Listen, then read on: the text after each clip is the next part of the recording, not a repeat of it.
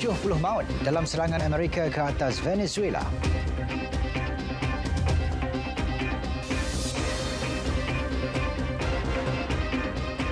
Assalamualaikum, salam Malaysia Madani. Kira-kira 70 orang terbunuh dan 90 lagi cedera susulan serangan besar-besaran Amerika Syarikat ke atas Venezuela Sabtu lalu. Jumlah tersebut didedahkan sekumpulan petugas perubatan. Media antarabangsa bagaimanapun melaporkan, hospital-hospital di Venezuela enggan mendedahkan jumlah kematian atau kecederaan akibat serangan berkenaan.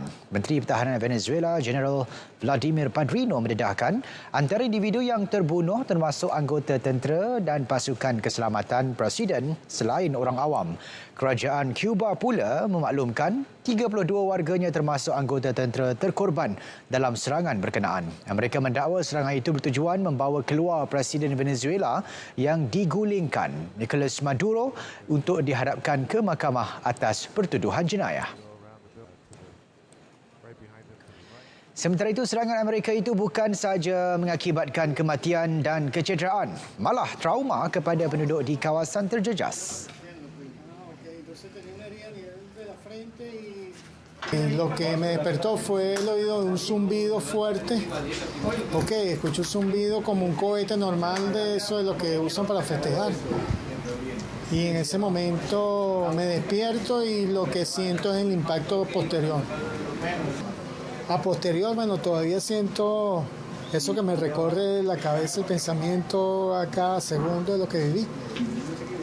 Pero primordialmente lo que me fui fue en eso. O sea, enfocarme en la vida de ella y salir del lugar. ¿Entiendes? Ya, dalam pada itu, Nicolas Maduro dibawa ke mahkamah di New York hari ini untuk didakwa atas pertuduhan berkait pengedaran dadah dan kerjasama dengan organisasi pengganas. Maduro, 63 tahun, dilihat bergari dan diiringi pasukan keselamatan bersenjata. Terdahulu beliau diterbangkan ke New York menggunakan helikopter sebelum ditempatkan di dalam sebuah kenderaan berperisai menuju ke mahkamah.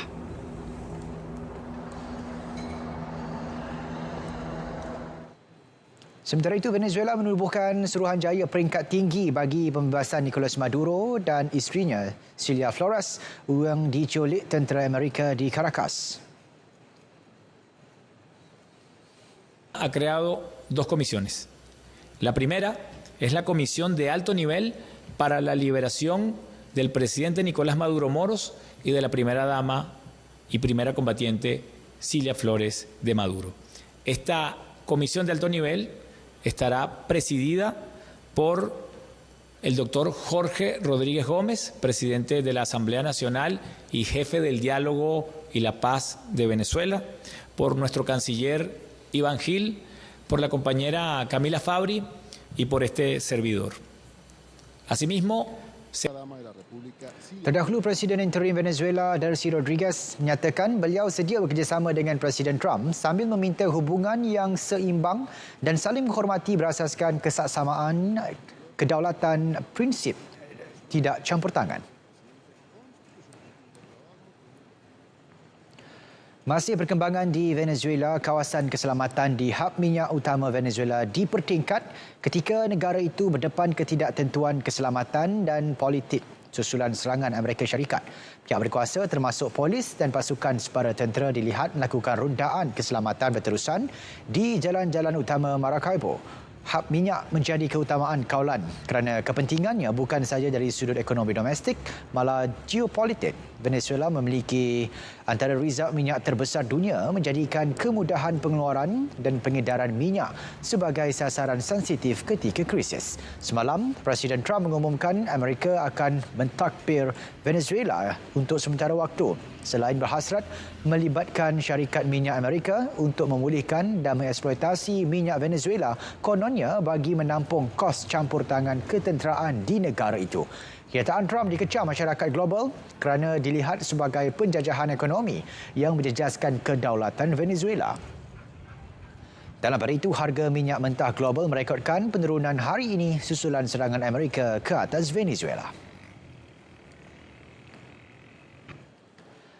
Susulan situasi semasa di Venezuela itu, Colombia mengerahkan angkatan bersenjatanya ke beberapa titik utama di sepanjang sempadan dengan Venezuela.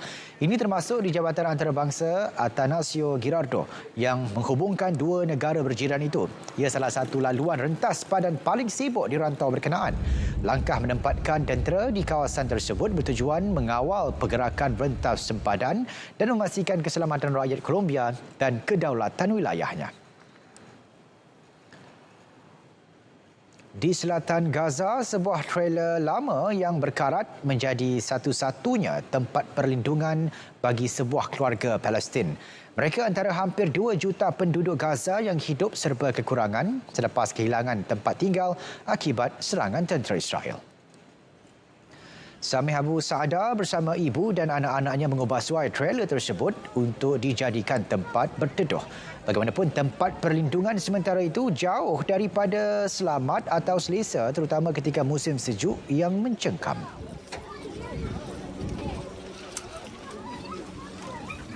الحياة جوا الجرار صعبة، يعني أنا لما بولع النار بندب الفراش داخل، ما في عندي غير فرشة للحج وفرشة واحدة بنام عليها أنا وأولادي. رئيسي يعني لا يرثى لها. إيش بدنا نقول فيها؟ إيش برد وما فيش مصاري، ما فيش مصاريف نصرف، ومرضين معناش مصاري نجيب علاج، ومن جميع النواحي يعني والله البرد قتلنا. Mereka menggesa masyarakat global untuk meningkatkan bantuan kemanusiaan ke Gaza, terutama rumah mudah alih. Ini kerana kemah-kemah sedia ada ketika ini tidak mampu melindungi mereka daripada kesejukan melampau hingga mengakibatkan kehidupan harian di Gaza semakin sukar.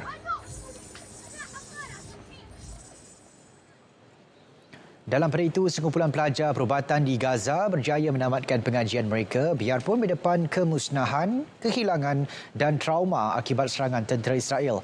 Majlis graduasi bukan sekadar penamat perjalanan akademik, malah simbol ketabahan luar biasa generasi muda Palestin.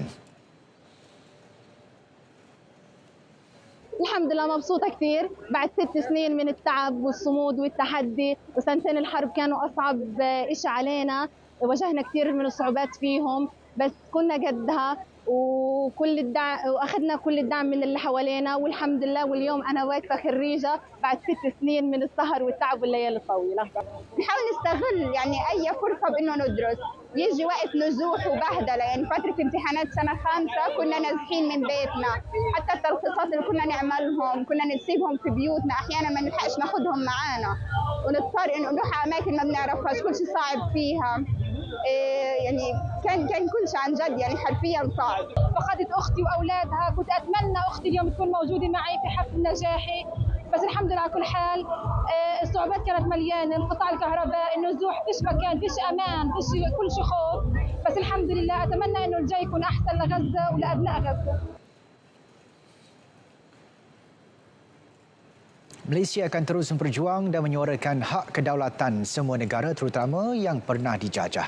Jelas Perdana Menteri Datuk Seri Anwar Ibrahim, pendirian itu sejajar kedudukan Malaysia sebagai negara membangun yang sentiasa menghormati prinsip undang-undang antarabangsa. Malaysia walaupun negara berkembang adalah negara yang bebas dan berdaulat, tunduk kepada prinsip negara hukum, tatanan kerukunan antarabangsa. Sebab itulah kita mengambil satu pendirian yang tuntas atau konsisten, sama ada di Gaza atau Venezuela atau pernah yang pemimpin-pemimpin utama kita dulu daripada awal menentang apartheid di Afrika Selatan dan memperjuangkan kemerdekaan bagi semua negara-negara yang pernah dijajah. Saudara, lawatan rasmi 3 hari Perdana Menteri Datuk Seri Anwar Ibrahim ke Turki mulai esok bertujuan berkukuh hubungan dua hala khususnya kerjasama perdagangan, pelaburan, pertahanan dan teknologi tinggi.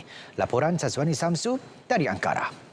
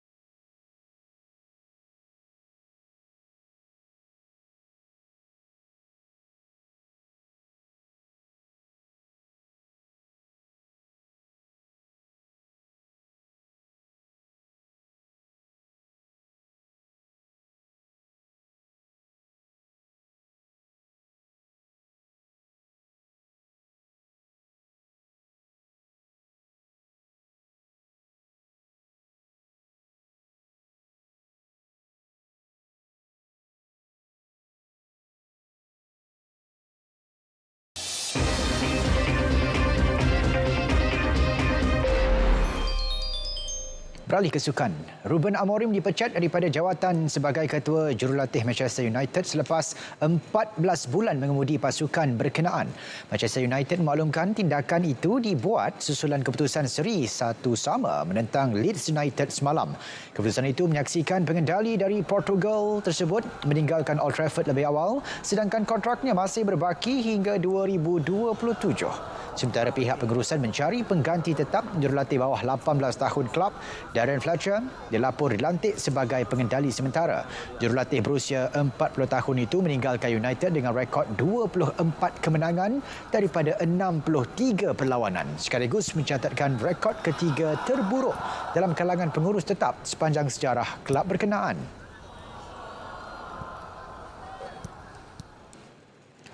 Saudara, sekian Dunia 10 berakhir di sini. Sebelum berpisah, saksikan visual bintang terkenal Hollywood Angelina Jolie melawat lintasan Rafah di Mesir bagi meninjau situasi penghantaran bantuan untuk rakyat Palestin. Assalamualaikum, salam Malaysia Madani.